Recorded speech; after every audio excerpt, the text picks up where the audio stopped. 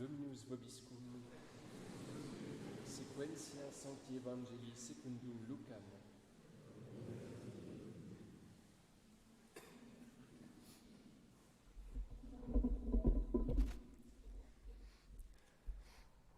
En ce temps-là, les bergers se disaient entre eux, « Passons donc jusqu'à Bethléem, voyons cette chose qui est arrivée, que le Seigneur nous a fait connaître. » Ils vinrent en hâte, et ils trouvèrent Marie, Joseph et le nouveau-né couchés dans la crèche. L'ayant vu, ils firent connaître ce qui leur avait été dit sur cet enfant. Et tous ceux qui entendirent s'émerveillèrent de ce que leur disaient les bergers. Marie cependant gardait toutes ces choses, les méditant dans son cœur. Et les bergers s'en retournèrent, glorifiant Dieu et louant Dieu de tout ce qu'ils avaient entendu et vu selon qu'il leur avait été dit.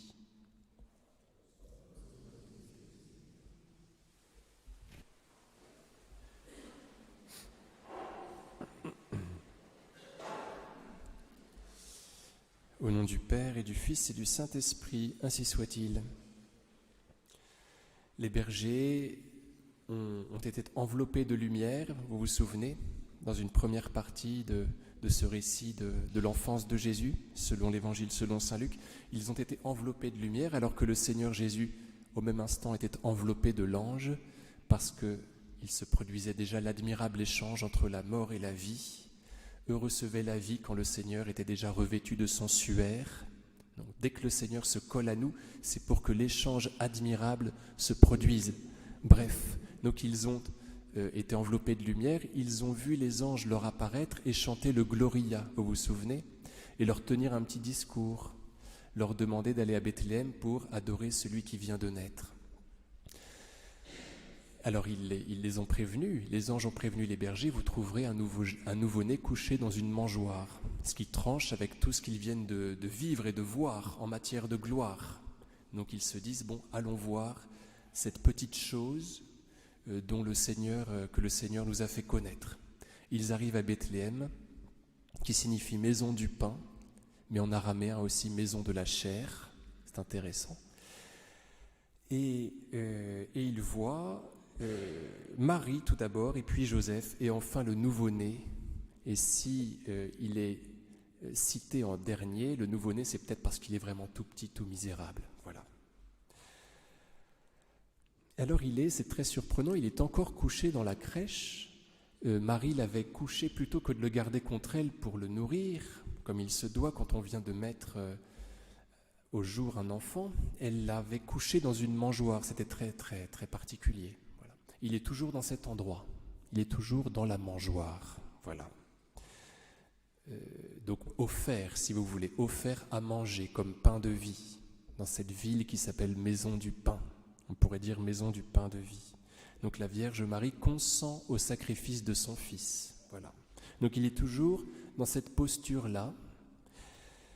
L'ayant vu, ils firent connaître ce qui leur avait été dit sur cet enfant, et la chose extraordinaire, tous ceux qui les entendent s'émerveillent de ce que disent les bergers.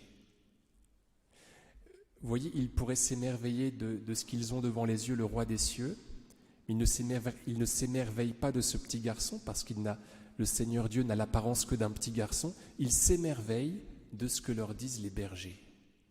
Et donc les bergers, certainement qu'ils leur racontent qu'ils ont vu les anges chanter le Gloria. Donc la gloire, si vous voulez, elle n'est pas dans la crèche. Par contre, ils apprennent la gloire du petit qui est là par la bouche des bergers. Les bergers les renseignent, ils leur disent « Attention, ce petit qui est là n'est pas n'importe qui. » Donc c'est très admirable parce que Joseph et Marie savent très bien que c'est le roi des rois, mais ils pourraient très bien l'oublier tellement il est humble. Et donc c'est les bergers qui le leur rappellent et qui les émerveillent par leur discours. C'est quand même très surprenant. Ah oui, c'est vrai, on avait oublié que c'est l'enfant roi. Bon, ils n'avaient pas oublié, mais presque. Voilà. Marie gardait toutes ces choses, les méditant dans son cœur. Elle a l'air d'apprendre les choses, c'est très surprenant. En latin, c'est conferens in corde suo. Elle les porte ensemble dans son cœur. Donc il y a une accumulation dans le cœur de Marie, et c'est pourquoi il est pur, c'est pourquoi le cœur de Marie est immaculé, parce qu'il est plein. Le péché, c'est le vide. Marie, ayant un cœur plein, il est sans péché.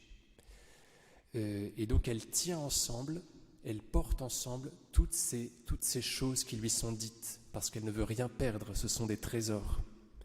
Donc il est très intéressant de voir que Joseph et Marie, tous ceux qui sont là, sont émerveillés parce qu'ils entendent dire au berger, parce que la gloire du petit-fils de Dieu reste pour l'instant cachée.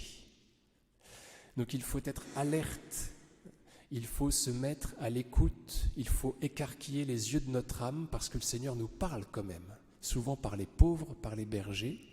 Il nous montre des signes très clairs de sa présence, de son amour, mais sa présence, cette première venue est donc cachée. Et donc il faut qu'elle soit décelée. Et il faut donc que nous soyons très alertes au niveau de notre âme. Si on veut bien voir, en fait, il y a beaucoup de signes de sa présence et le Seigneur veut que nous jouions à ce jeu-là. Au nom du Père et du Fils et du Saint-Esprit, ainsi soit-il.